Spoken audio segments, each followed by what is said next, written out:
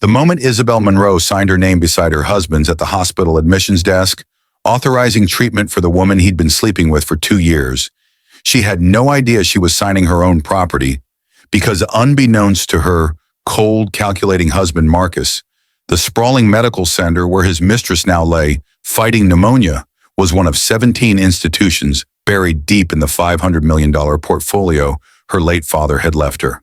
A fortune Marcus was already in court trying to steal through a divorce designed to destroy her.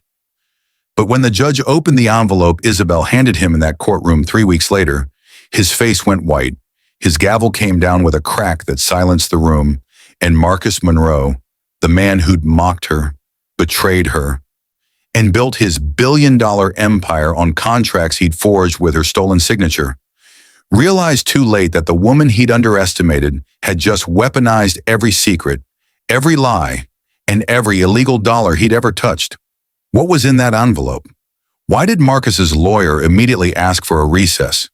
And how did a woman who'd spent 5 years playing the obedient wife transform into the one person powerful enough to bring a billionaire to his knees? Isabelle Monroe had perfected the art of invisible endurance long before the night of the Metropolitan Charity Gala. But it was there, beneath the crystal chandeliers of the Plaza Ballroom, that her 5-year marriage finally cracked open like a rotten egg. She stood beside Marcus in a silver gown that caught the light with every breath, her hand resting lightly on his arm as cameras flashed and society's elite swirled around them in clouds of expensive perfume and quiet judgment. Marcus wore his tuxedo like armor, his jaw sharp enough to cut glass, his smile practiced and empty as he worked the room with the precision of a man who'd built an $8.4 billion empire on calculated charm and ruthless ambition. Isabelle had learned to read the room through the gaps in conversation, through the way women's eyes slid toward her with pity before darting away, through the way men clapped Marcus on the shoulder while their gazes lingered too long on the woman in red across the room. Vanessa Chen, his director of public relations, moved through the crowd like she owned it, her crimson dress a deliberate contrast to Isabelle's softer silver, her laughter bright and sharp as broken glass. Isabelle had known about the affair for 6 months, had found the hotel receipts tucked into his briefcase, had seen the text messages that lit up his phone at 2 a.m, but she'd said nothing because speaking would mean acknowledging the death of something she'd once believed was real. The evening stretched on with agonizing politeness until Vanessa, emboldened by champagne and Marcus's encouraging glances, made her move near the dessert table where Isabelle stood alone, pretending to admire the chocolate fountain. "Oh, Mrs. Monroe," Vanessa purred, her voice carrying just far enough for the nearby guests to hear. "I simply must tell you about the Belize trip Marcus and I are planning for the spring conference. Such a beautiful resort, don't you think?" Isabelle's fingers tightened around her wine glass, but before she could respond, Vanessa's hand jerked forward in a movement too deliberate to be accidental, and suddenly red wine was cascading down the front of Isabelle's silver gown, staining the silk like blood.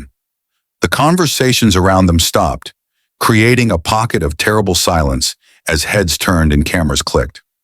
Marcus appeared at Vanessa's side within seconds, but instead of concern for his wife, his face twisted with irritation. "For God's sake, Isabelle, can't you go one evening without creating a scene?" he hissed, loud enough for the watching crowd to hear. Vanessa was just trying to be friendly. The words hit harder than the wine, harder than the stares, harder than the whispered commentary already spreading through the ballroom like poison. Vanessa dabbed at Isabelle's ruined dress with a napkin, her apology dripping with false sweetness, while Marcus turned his back and guided his mistress toward the bar, leaving his wife standing alone in a pool of spreading red. Isabelle walked to the restroom on legs that felt like someone else's, her heels clicking against marble floors as the sounds of the gala faded behind heavy doors. She stood before the ornate mirror, staring at the woman reflected there. Pale skin, dark eyes, wine-stained silk, and something else, something new burning in the set of her jaw. This was the moment she realized when other women might have broken down, might have cried or raged or fled into the night. But as Isabelle Monroe stared at her own reflection, watching red wine drip onto Italian marble, she felt something cold and clarifying settle into her chest like ice water in her veins. She'd spent 5 years bending, accommodating, shrinking herself to fit into Marcus's world, never questioning why he'd needed her signature on so many documents, never wondering why her father's company had been absorbed so seamlessly into his empire 6 months after their wedding. Her father, James Monroe, had died suddenly of a heart attack 3 weeks before she'd met Marcus at a corporate merger party, leaving her orphaned at 23 with a fortune she'd barely understood and grief that made her vulnerable to a man who'd seen opportunity in her tears. Marcus had courted her like a prince from a fairy tale, had married her in a ceremony covered by Forbes and Fortune, and had spent the next 5 years systematically erasing her from her own life while building his reputation on the foundation of her father's legacy. She pulled her phone from her clutch with hands that no longer shook, ignored the 17 texts from Marcus demanding she come back to the ballroom, and instead opened her banking app for the first time in months. Marcus had always handled their finances, had insisted she didn't need to worry about such tedious matters. But now Isabelle scrolled through accounts she barely recognized, noting transactions that made her stomach turn. Transfers to offshore accounts, payments to shell corporations, consulting fees that seemed to funnel money away from legitimate businesses and into shadowy holdings she'd never authorized. And there, buried in a folder she'd almost missed, was a digital copy of a contract bearing her signature, a signature she'd never written, authorizing the transfer of her father's pharmaceutical company to Marcus Monroe Enterprises. The date on the document was 2 months after their wedding, a time when she'd been so deep in grief and new marriage that she'd signed whatever Marcus had placed in front of her, trusting him completely. Except this signature was different. The loops too perfect, the pressure too even, and Isabelle realized with a clarity that felt like falling that her husband hadn't just betrayed her heart, he'd forged her identity to steal her inheritance. She took a screenshot, then another, her fingers moving with newfound purpose as she documented everything she could find, every suspicious transaction, every forged signature, every piece of evidence that Marcus Monroe had built his billion-dollar empire on fraud.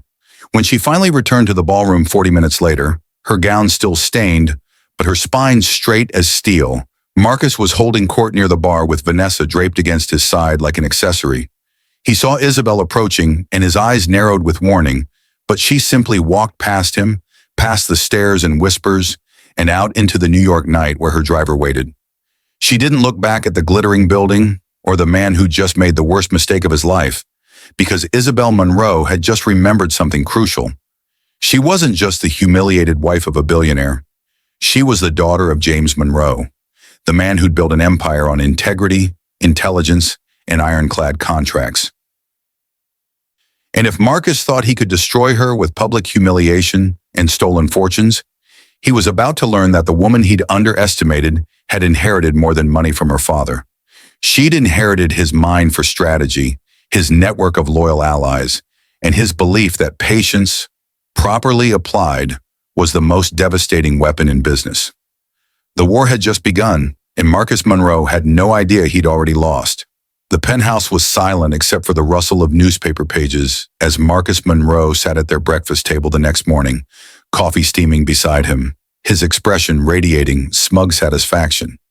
Isabelle stood by the window overlooking Central Park, still wearing her robe, her face carefully blank as she watched her husband gloat over the morning headlines. Wife of billionaire Marcus Monroe causes scene at charity gala, read one tabloid spread across the marble counter, accompanied by a photo of Isabelle's wine-stained dress. Marcus chuckled, a sound like gravel scraping glass, and looked up at her with eyes that held no warmth, no recognition of the woman he'd married, only calculation. I have to hand it to Vanessa, he said, stirring his coffee with deliberate slowness. Staging that little accident was genius. Now when I file for divorce next week, right after the Titan merger closes, everyone will assume you're the unstable one. He paused, letting the words sink in like poison. My lawyers have already drafted everything. You'll get the Connecticut house and $2 million, which is more than generous considering you brought nothing to this marriage but your father's failing company, which I salvaged, by the way. Isabelle turned from the window, her voice remarkably steady, despite the rage building in her chest. My father's company wasn't failing, Marcus. Vanguard Pharmaceuticals was valued at $400 million when he died. Marcus's smile widened, showing teeth. Was it? Funny how memories get distorted by grief. The paperwork tells a different story. Shows the company was hemorrhaging money, shows you signed everything over to me willingly because you trusted me to fix it. He stood, buttoning his suit jacket with the practiced ease of a man who'd worn power so long he'd forgotten it could be taken away. The Titan deal closes in 3 weeks, $8.4 billion, the biggest merger in pharmaceutical history, built on the foundation of Vanguard's patents and infrastructure. Once that's done, I'll file papers. You'll sign them like a good girl, and we'll both move on with our lives. He moved toward her, and Isabelle forced herself not to step back, not to give him the satisfaction of seeing her flinch. I've already moved Vanessa into the Hudson River condo. She sends her regards. The cruelty was casual, delivered with the same tone he might use to discuss quarterly earnings, and Isabelle understood then that she'd never really known her husband at all. After Marcus left for his office in a cloud of expensive cologne and barely concealed triumph, Isabelle moved through the penthouse like a ghost, her mind racing through 5 years of memories with new, terrible clarity. She remembered the week after her father's funeral when Marcus had appeared with a stack of documents, his voice gentle and concerned as he'd explained that James had left things in disarray, that Isabelle needed to sign power of attorney forms to protect her inheritance while she grieved. She'd been so lost in sorrow, so desperate for someone to take care of the overwhelming legal complexity, that she'd signed without reading, trusting the man who'd held her while she cried and promised to honor her father's legacy. Now she understood those documents hadn't protected anything. They'd been the instruments of theft, carefully crafted to transfer control of Vanguard Pharmaceuticals from her hands to his, while she'd been too broken to notice. She pulled out her laptop and began searching through years of backed-up emails, finding the digital trail Marcus thought he'd erased. There were messages to his lawyer about expediting the signature authorization, discussions with accountants about restructuring the Monroe holdings to absorb the Vanguard assets, and a particularly damning exchange with Vanessa about keeping the wife distracted with charity work while we consolidate power. Each discovery felt like another layer of betrayal, but Isabelle didn't cry, didn't rage, didn't give in to the emotion that threatened to overwhelm her. Instead, she picked up her phone and called the one person who'd known her father better than anyone. Richard Castellano, the lawyer who'd drawn up James Monroe's will and had tried to contact Isabelle multiple times in the months after the funeral, with calls she'd been too grief-stricken to return. Richard answered on the second ring, his voice wary until he recognized who was calling. Isabelle? My God, I've been trying to reach you for 5 years. She didn't waste time with pleasantries. Richard, I need to know everything about my father's estate. The real truth, not the version Marcus gave me. There was a long pause, then Richard's voice came back heavy with regret. Can you come to my office this afternoon? This isn't a conversation for phones, and there are documents you need to see. Documents your husband has been very careful to keep from you. She agreed, hung up, and looked at her reflection in the darkened laptop screen. The woman looking back at her wasn't the grief-stricken girl who'd signed her life away, wasn't the docile wife who'd stood silent while her husband betrayed her in ballrooms and boardrooms. This woman had her father's eyes, his steel spine, and a growing understanding that patience, properly applied, could bring down empires. Richard Castellano's office in Midtown was everything her husband's wasn't. Modest, organized, filled with legal texts and photographs of family, rather than ego-stroking magazine covers and corporate trophies. The lawyer was 73 now, silver-haired and sharp-eyed, and when he opened the folder labeled Monroe James, Estate Documentation, his hands shook slightly with what Isabelle recognized as anger on her behalf. Your father was my best friend for 40 years, Richard began, spreading documents across his desk with careful precision. And what your husband did to his legacy is nothing short of criminal. He pulled out the original will, the authentic transfer documents, the corporate structure James Monroe had established to protect his daughter's inheritance, and beside them, he placed the forged versions Marcus had created. The differences were subtle but damning. signatures that didn't quite match, dates that contradicted official records, clauses inserted that gave Marcus control James Monroe would never have authorized. Your father left everything to you, Isabelle. The company, the real estate portfolio, including 17 medical facilities, the investment accounts, $500 million in total assets. Marcus didn't save a failing company. He stole a thriving one and built his empire on your stolen foundation. Richard leaned forward, his voice dropping to barely above a whisper. I tried to contest this 5 years ago, but you wouldn't return my calls, and Marcus's lawyers buried me in motions and delays until I finally had to step back. But I kept copies of everything, including evidence of the forgeries, documentation of the illegal asset transfers, and a list of people inside your father's company who knew what was happening and were too afraid to speak up. He slid a list of names across the desk, former employees of Vanguard, board members who'd been forced out, even a whistleblower in Marcus's accounting department who documented years of financial fraud. If you're ready to fight, Isabelle, I'll help you. But you need to understand that going after Marcus Monroe means going after one of the most powerful men in New York, and he'll use every weapon he has to destroy you. Isabelle picked up the list, studying the names of allies she hadn't known existed, feeling pieces of a plan click into place with crystalline clarity.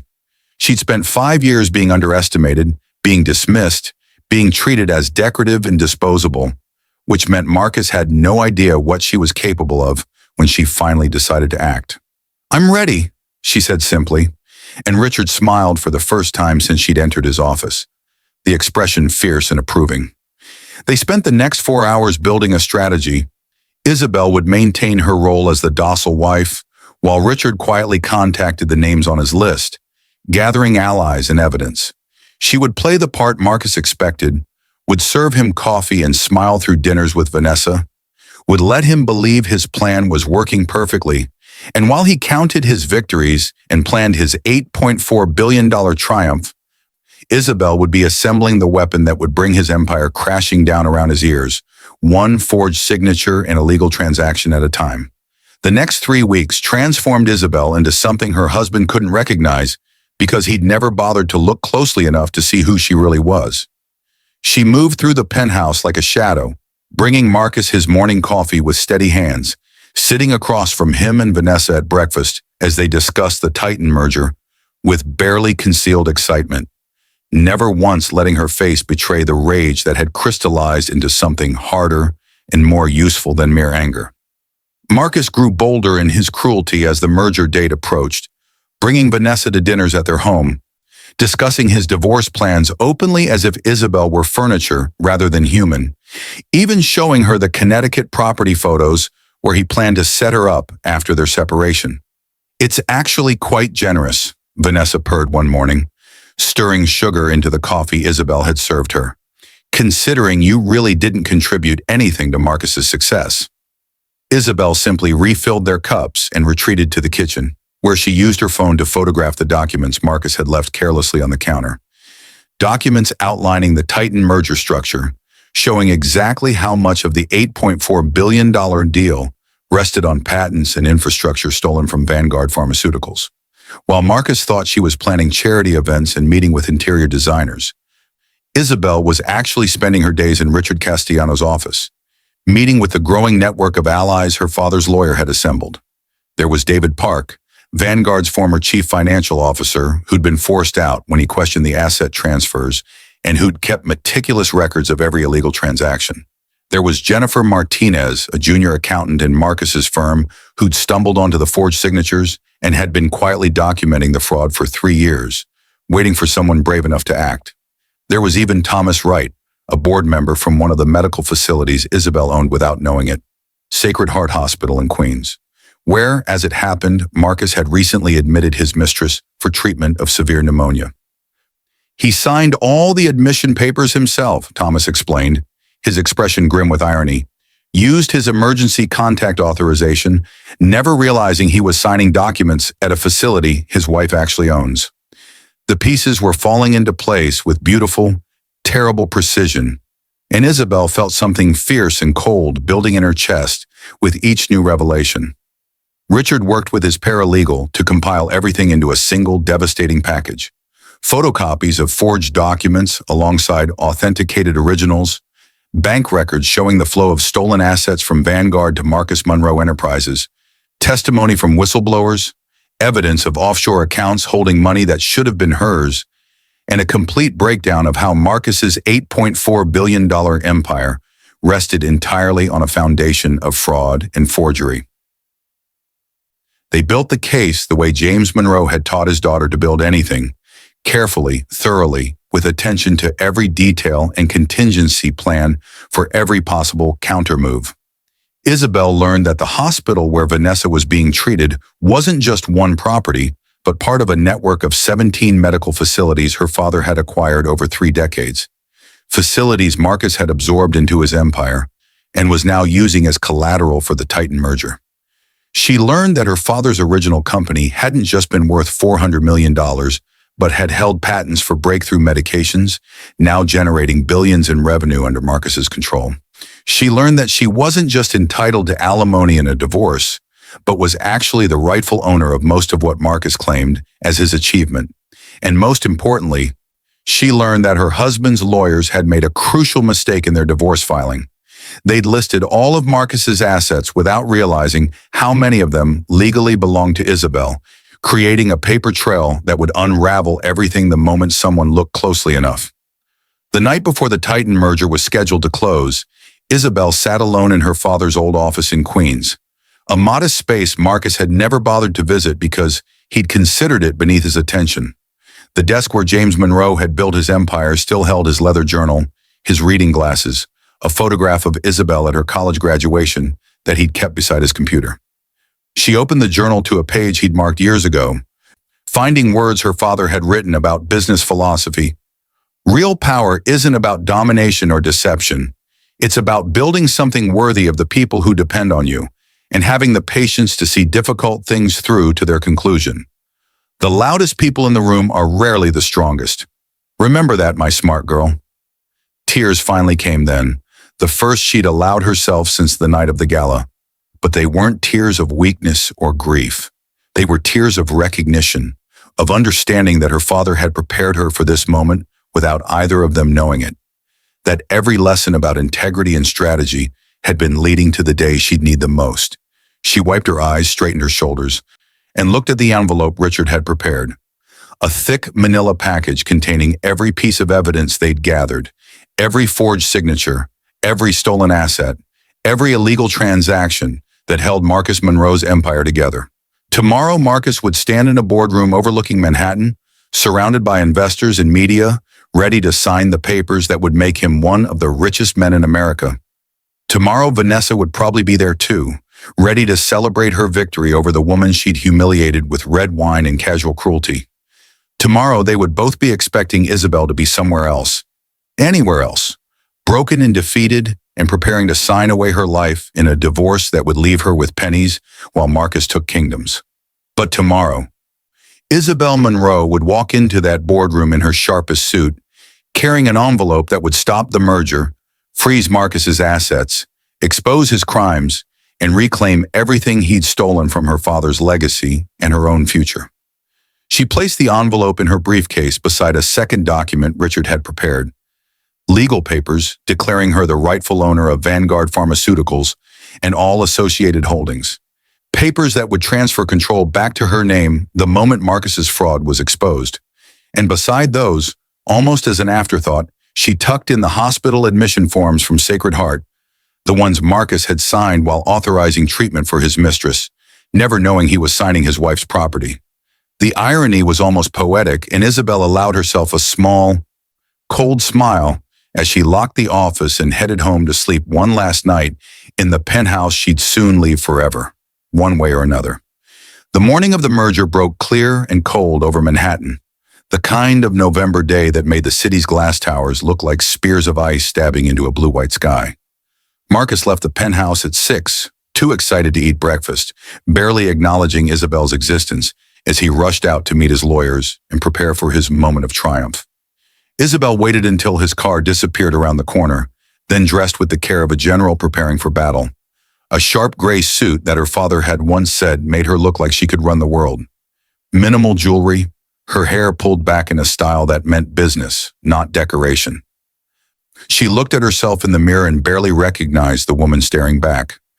Not because she'd changed physically, but because something fundamental had shifted in the set of her jaw, the steadiness of her gaze, the way she held herself like someone who'd stopped apologizing for taking up space. This was the woman her father had raised her to be, before grief and manipulation had convinced her to become smaller, quieter, less. She picked up her briefcase, called her driver, and headed downtown to the address Richard had given her. The offices of the Securities and Exchange Commission, where her lawyer was waiting with federal investigators who'd been very interested in the evidence she'd provided about Marcus Monroe's business practices. The meeting took 90 minutes, and when Isabelle emerged, 3 federal agents and 2 SEC attorneys were with her, all carrying boxes of documentation and wearing expressions of grim professional satisfaction. "Mrs. Monroe," the lead investigator said as they loaded into separate cars, "I want you to know that what you've provided us is some of the most comprehensive evidence of corporate fraud we've seen in a decade. The moment you enter that boardroom, we'll be ready to act." She nodded, her heart pounding, but her hands steady, and gave her driver the address of Monroe Tower, the gleaming skyscraper in Midtown where Marcus was probably already holding court, basking in pre-celebration glory, counting money that had never been his to count. When Isabelle's car pulled up to the building at exactly 10:30, 30 minutes before the merger signing was scheduled to begin, photographers were already camped outside, investors were streaming through the marble lobby, and the air hummed with the energy of people about to witness financial history. She stepped out of the car and paused for just a moment, letting the cameras catch her, letting Marcus's guests see her walking through the front doors with her head high and her briefcase in hand, looking nothing like the humiliated wife they'd seen at the gala, and everything like the daughter of James Monroe. The receptionist tried to stop her at the elevator, stammering something about the merger meeting being private and invitation only, but Isabelle simply smiled and said, "I'm Mrs. Marcus Monroe, and I have something my husband needs to see immediately." The woman's professional mask slipped, uncertainty flickering across her face, but she ultimately stepped aside because what else could she do when the boss's wife demanded access? Isabelle rode the elevator to the 42nd floor alone, watching the numbers climb and feeling time slow down the way it does before moments that will divide your life into before and after. The doors opened onto chaos, investors in expensive suits clutching folders and phones, lawyers huddled in tense conversations, caterers setting up champagne towers for the celebration Marcus had planned. And there, visible through the glass walls of the main boardroom, was Marcus himself, standing at the head of a massive conference table, Vanessa at his elbow in a victory red dress. Both of them laughing at something while 24 of the most powerful people in pharmaceutical investment watched and smiled. Isabelle walked toward that room like a woman walking through water, everything around her muted and distant, her entire focus narrowed to the moment when she would open those glass doors and detonate 5 years of lies. She didn't knock, didn't wait for permission, simply pushed through the doors and walked into the boardroom as conversations died and heads turned. Marcus's expression went through 3 distinct changes in as many seconds: surprise, irritation, and then calculated dismissal as he decided to treat her appearance as an unfortunate interruption he could smooth over with charm. "Isabelle," he said, his voice projecting perfect confusion laced with slight concern, "what are you doing here? I thought you understood this was a business meeting." She walked to the table, set down her briefcase with deliberate care, and looked at her husband across 15 feet of polished wood and shattered trust. "I'm here because this merger can't proceed," she said clearly, her voice steady and loud enough for everyone to hear. "And because everyone in this room needs to know that Marcus Monroe built his empire on forged documents, stolen assets, and fraud." The temperature in the room dropped 20 degrees. Vanessa's hand flew to her chest in theatrical shock, but Isabelle noticed it was trembling. Marcus's jaw tightened, his eyes flashing with warning, but he kept his corporate mask in place. "Gentlemen, ladies, I apologize for this disruption. My wife has been under considerable stress lately." But Isabelle was already opening her briefcase, already pulling out the envelope Richard had prepared, already laying the first document on the table where the nearest investor could see it. This, she said, pointing to a signature on a transfer document dated 6 years ago, is supposedly my authorization for Marcus to assume control of Vanguard Pharmaceuticals after my father's death. Except I never signed it. The signature is forged. You can verify that with any handwriting analyst, and federal investigators are already conducting their analysis. She laid down another document. This is the original incorporation structure my father created for Vanguard, showing that his estate, including the company and all associated assets, was left entirely to me. Marcus never bought Vanguard, never saved it from bankruptcy as he's claimed. He stole it using forged signatures while I was grieving and vulnerable. The investors were leaning forward now, picking up documents, and Isabelle could see the calculations starting in their eyes. She laid down more papers, building her case with surgical precision. These are bank records showing the transfer of $380 million in assets from accounts bearing my name to offshore holdings controlled by Marcus Monroe Enterprises. These are patents registered to Vanguard that are now generating billions in revenue under Marcus's control without any legal authorization.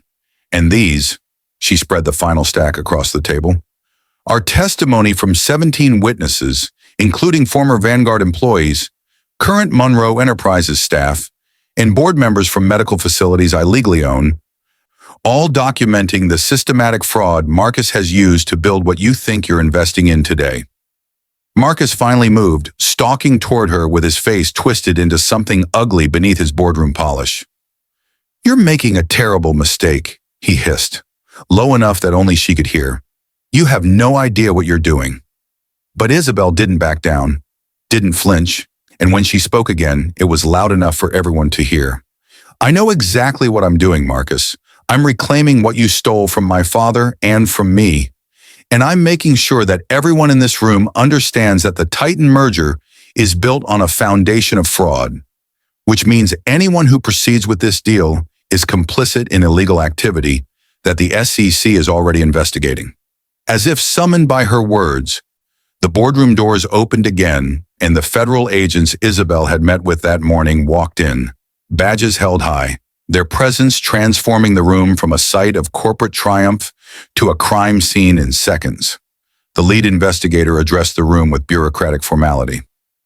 "Ladies and gentlemen, we're here to execute a warrant to seize records related to Marcus Monroe's business practices and to freeze all assets associated with Monroe Enterprises pending investigation of securities fraud, forgery, and embezzlement. This merger is suspended indefinitely. The champagne towers in the hallway might as well have been crystal bombs for the effect those words had on the assembled investors. What happened next moved with the speed of dominoes falling in patterns too perfect to be anything but inevitable. Marcus's lawyer immediately requested a recess, his face gray with the dawning understanding that his client was radioactive and he'd just become complicit in something career-ending.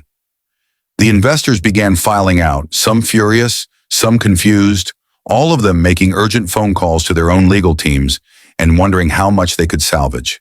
Vanessa tried to approach Marcus, tried to take his arm in some gesture of support or solidarity, but he shook her off with barely concealed contempt. And Isabelle watched the mistress's expression crack as she realized she'd backed the wrong horse and was about to get trampled in the stampede. The federal agents escorted Marcus into a private conference room for questioning while his lawyer scrambled to manage the disaster. And through the glass walls, Isabelle could see her husband's perfect posture finally breaking, his shoulders curving inward as 5 years of criminal arrogance collided with consequences. She didn't stay to watch more of his unraveling, didn't need to because the machinery of justice was in motion now, and nothing Marcus said or did would stop what was coming. Instead, she gathered her documents, accepted the business cards of 6 different investors who wanted to discuss the situation privately when things were clearer, and walked out of Monroe Tower for the last time, leaving behind the building that bore her stolen name and the man who tried to erase her. The media caught wind within hours, and by evening the headlines Isabelle had dreaded for 5 years were finally perfectly destroying the right person. Billionaire Marcus Monroe, Facing federal fraud charges, proclaimed the Wall Street Journal. Pharmaceutical merger collapses as CEO's criminal past exposed, announced Bloomberg. Monroe built empire on forged documents, wife says in bombshell reveal. The Post crowed with barely concealed delight. Isabelle's phone exploded with calls. Reporters, lawyers, former friends suddenly remembering she existed. But she ignored all of them except one. A text from Richard Castellano with 3 words and a champagne emoji. Your father proud. She was in her father's old office in Queens when the police arrested Marcus that night. Watching the news coverage on the dusty television, someone had wheeled in from a storage closet. They walked him out of the penthouse in handcuffs while cameras flashed and reporters shouted questions he didn't answer. His $1,000 suit rumpled and his carefully cultivated image in ruins. Vanessa was visible in one shot, being escorted out separately, her red dress replaced by sweats and her perfectly made-up face streaked with tears. And Isabelle felt nothing. Not triumph, not pity, just a cold acknowledgement that the woman had chosen her role and would now live with the consequences. The legal proceedings stretched over the next 3 months, but the outcome was never in doubt once forensic analysts confirmed what Isabelle had known. Every signature Marcus had attributed to her was a forgery. Every asset he'd claimed was stolen. Every triumph in his career built on fraud so comprehensive it would take years to fully untangle. The divorce Marcus had planned became unnecessary because the criminal case superseded everything. And when the judge finally ruled on the asset distribution, she awarded Isabelle not just her father's original company, but damages for the emotional distress and loss of income she suffered during 5 years of systematic financial abuse. The $500 million fortune Marcus had tried to steal through divorce was returned to Isabelle's control, along with penalties that pushed the total to nearly $700 million. The medical facilities, the patents, the real estate holdings, even the penthouse and the Connecticut property Marcus had planned to give her as a consolation prize. All of it reverted to the name Monroe, but this time meaning Isabelle rather than Marcus. The man himself was sentenced to 15 years in federal prison for fraud, embezzlement, and racketeering, though legal experts speculated he'd serve less with good behavior. Not that it mattered because his reputation was incinerated beyond any hope of resurrection. Vanessa Chen disappeared from public life, her career in ruins and her social media accounts deleted. Last seen boarding a flight to Singapore, according to gossip sites that track such things with gleeful precision. The Titan merger never recovered, dissolving into lawsuits and recriminations that would occupy pharmaceutical industry lawyers for the next decade. And Isabelle, the woman who'd stood silent while wine stained her dress and her husband mocked her in front of New York's elite, became something else entirely. Not just the wrong wife who'd gotten revenge, but the CEO who'd reclaimed her father's company and was transforming it into something that honored his memory rather than exploiting it for profit. She moved out of the penthouse the day after Marcus's arrest, never looking back at the space that had been her gilded cage, and set up temporary residence in a modest apartment in Queens, close to her father's old office where she was rebuilding Vanguard from the ground up. The first thing she did was rehire every employee Marcus had forced out, bringing back the scientists and administrators who'd been loyal to James Monroe and who knew what the company had stood for before fraud had corrupted its foundation. The afternoon she returned to what was legally confirmed as her hospital, Sacred Heart in Queens, where Marcus had unknowingly signed admission forms for his mistress. Isabelle stood in the administrative wing, looking at documents that outlined the facility's financial struggles under Marcus's management. He'd bled it for profit, raised prices, cut staff, prioritized revenue over care in ways that would have horrified her father. She called an immediate board meeting, fired every administrator Marcus had installed, and announced a radical restructuring that would lower patient costs while improving care quality, funded by the massive settlement she'd won from her ex-husband's criminal enterprise. This hospital will operate the way my father intended all his holdings to operate, she told the assembled staff, many of whom were crying with relief, as a service to the community, not a vehicle for enriching executives. It was the first of many changes she would make across the 17 medical facilities, changes that would cost her millions in short-term profits, but would rebuild the reputation James Monroe had spent a lifetime creating. 3 months after the trial ended, Isabelle stood once again in her father's office in Queens, but this time the space was alive with activity. Contractors were renovating the building into a proper headquarters. Young executives were moving through the halls with the energy of people building something meaningful. And on her desk sat a glass display case containing a wine glass filled with amber marbles, each one representing a day she'd waited patiently while gathering the evidence to bring down Marcus Monroe's empire. She'd commissioned the piece herself, a reminder that looked beautiful but held weight, that seemed decorative but told a story of strategy and survival. When reporters asked her about it during the Forbes interview that would feature her on the cover, From Victim to Victor, how Isabelle Monroe reclaimed her father's legacy, she simply smiled and said it reminded her that silence, dignity, and patience were often the sharpest forms of power. The interviewer pressed for more details, wanting the emotional catharsis of hearing her describe the satisfaction of revenge. But Isabelle had learned something important during those months of careful planning and strategic restraint. True power didn't require explanation or justification, didn't need to gloat or rage, simply acted with precision and then moved forward into whatever came next. She launched the James Monroe Community Housing Initiative on what would have been her father's 75th birthday, pledging $50 million to build affordable housing in Queens and Brooklyn neighborhoods where he'd grown up, projects that would bear his name and values rather than the corrupted version Marcus had tried to sell. She testified before Congress about pharmaceutical pricing reform, using her insider knowledge of how companies like Marcus's had exploited patents to charge unconscionable prices for life-saving medications. She gave interviews about corporate fraud and the importance of women maintaining control of their own finances, becoming an unlikely advocate for financial literacy and legal reform. And through it all, she maintained the same calm, focused demeanor that had let her survive 5 years of emotional abuse and strategic planning, never revealing more than necessary, never seeking sympathy or validation, simply doing the work her father had prepared her to do. The penthouse in Manhattan sold for a record price, and Isabelle donated every dollar to organizations supporting domestic violence survivors, understanding that financial abuse was as real and damaging as any other kind, that stealing someone's identity and assets was a form of violence deserving recognition and resources. On a cold March morning, 6 months after Marcus Monroe's conviction, Isabelle stood at the gates of the mansion in Connecticut, the property he'd planned to give her as a consolation prize after stealing her fortune. Watching moving trucks carry furniture to auction houses and donation centers, she decided not to keep this place, not to maintain any reminder of what Marcus had intended it to represent. Instead, she sold it and used the proceeds to endow a scholarship fund for children who'd lost parents to sudden death. Kids who might be vulnerable to predatory relatives or spouses the way she'd been vulnerable in her grief. As the last truck pulled away, she noticed someone watching from the street. A photographer, probably, or maybe just a curious neighbor drawn by the activity.